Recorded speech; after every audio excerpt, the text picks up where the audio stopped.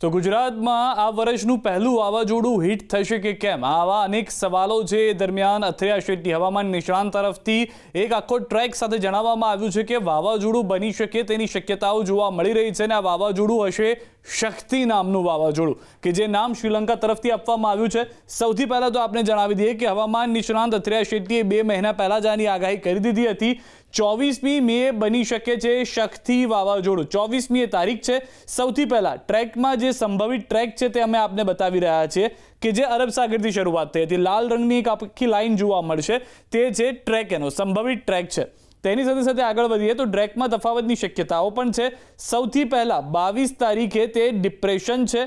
22 તારીખે તે ડિપ્રેશન હશે એવું પકડીને આપ ચાલો કે જે અહીંયા આગળ આપ લીલા કલરનું ચક્ર જોઈ રહ્યા છો તે ડિપ્રેશનની સાઇન બતાવી રહ્યું છે. ત્યારબાદ 23 તારીખે તે ડીપ ડિપ્રેશન બનશે તેવું અથિયા શેટ્ટીનું અનુમાન છે હવામાન નિષ્ણાંત. અને ત્યારબાદ 24 તારીખે તે વાવાઝોડું બની શકે છે જેને શક્તિ નામ આપવામાં આવ્યું છે.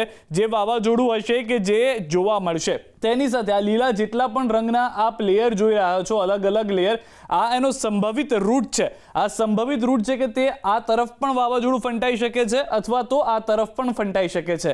લેન્ડફોલ ક્યારે થાય છે એ મહત્વનું છે. તો તેનું જે અનુમાન છે એ 24-25 તારીખની આસપાસ થઈ શકે છે કે જ્યારે તેનો પરફેક્ટ રૂટ ખબર પડશે.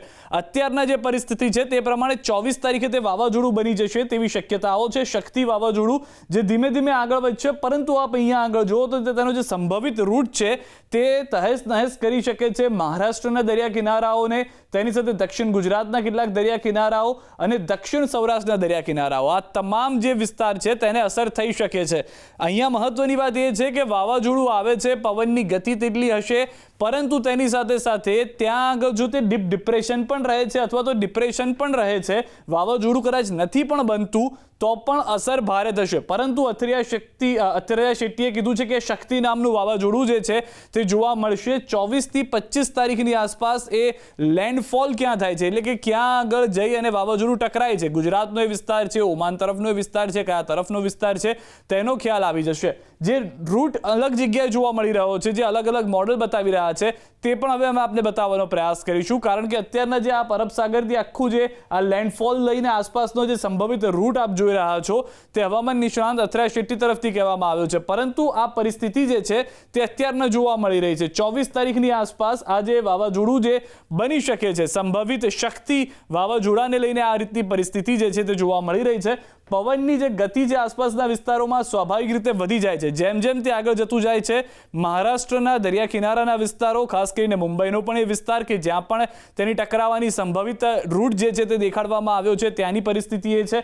તેની સાથે સાથે ગુજરાતના જેટલા પણ દરિયા કિનારાના વિસ્તારો છે, ખાસ કરીને દક્ષિણ સૌરાષ્ટ્રના વિસ્તારો, ત્યાં પણ એ રીતની પરિસ્થિતિ જોવા મળી રહ્યો છે. અને જે રીતે સંભવિત રૂટ છે કે ક્યાં તો તે ગુજરાત અથવા તો મહારાષ્ટ્રના દરિયા કિનારાઓ જેમાં મુંબઈ પણ છે તેની સાથે જઈને ત્યાં આગળ લેન્ડફોલ થાય છે, અથવા તો થોડો રૂટ તેનો બદલાઈ શકે છે, તે ફંટાઈ અને ઓમાન તરફ જઈ શકે છે. પરંતુ તેમ છતાં જો તે ડીપ ડિપ્રેશન અથવા તો ડિપ્રેશન પણ હોય તો પણ જેટલા પણ ગુજરાતના દરિયા કિનારાના વિસ્તારો છે, સૌરાષ્ટ્રના, ધારો કે સૌરાષ્ટ્રના દક્ષિણ સૌરાષ્ટ્રના વિસ્તારો છે, ત્યાં કચ્છનો વિસ્તાર છે, ત્યાં અસર તો ચોક્કસથી જોવા મળી શકે છે. અત્યારનો આ જે રૂટ કહી રહ્યો છે ECMFW તે પ્રમાણેની આ પરિસ્થિતિ છે. અને ત્યારબાદ તે જે થોડું ફંટાતું હતું તે ફરી એક વખત ટર્ન લઈ અને ગુજરાત તરફ આવે છે અને ગુજરાતમાં લેન્ડફોલ થાય છે, જેની અંદાજિત તારીખ 31 મે છે, એટલે કે મહિનાનો અંત, કે જ્યારે ભારે પવન સાથે વરસાદ જોવા મળી શકે છે. અત્યારના જે સંભવિત રૂટ છે તે એક વખત ફંટાતું જોવા મળે છે, પરંતુ ત્યારબાદ ફરી એક વખત 31 મે આવે છે, કેમ કે કેટલાક એન્ટી સાયક્લોન જે છે તે ઓમાન તરફ હોવાની જાણકારી છે, જેના કારણે તે ધક્કો વાગે છે ત્યાંથી અને ગુજરાતના દરિયા કિનારાના વિસ્તારો ઉપર લેન્ડ થાય તેવી પૂરેપૂરી શક્યતા 31 મે થશે તેવું ECMWF મોડલ તરફથી કહેવામાં આવી રહ્યું છે. હવે જો આ રીતની પરિસ્થિતિ થાય છે તો ગુજરાતનું આ વર્ષનું આ પહેલું વાવાઝોડું હશે શક્તિ નામક આ વાવાઝોડું, કે જે ફરી એક વખત બિપોર જોઈએ જે રીતની પરિસ્થિતિ કરી હતી તેવી કરી શકે તેવી સંભવિત પરિસ્થિતિ હાલમાં જોવા મળી રહી છે. હજુ 4-5 દિવસનો સમય લાગશે કે જેનાથી ક્લિયર થશે કે આ વાવાઝોડું છે ડીપ ડિપ્રેશન છે કે ડિપ્રેશન છે. પરંતુ હવામાન નિષ્ણાંત અલગ અલગ કહી ચૂક્યા છે કે વાવાઝોડું આવી રહ્યું છે અને વાવાઝોડું જો કદાચ નથી પણ બનતું તો અસર તો ભારત તેની ગુજરાતના દરિયા કિનારાના વિસ્તારો અને ગુજરાતના કેટલાક વિસ્તારોમાં ચોક્કસથી જોવા મળી શકે છે.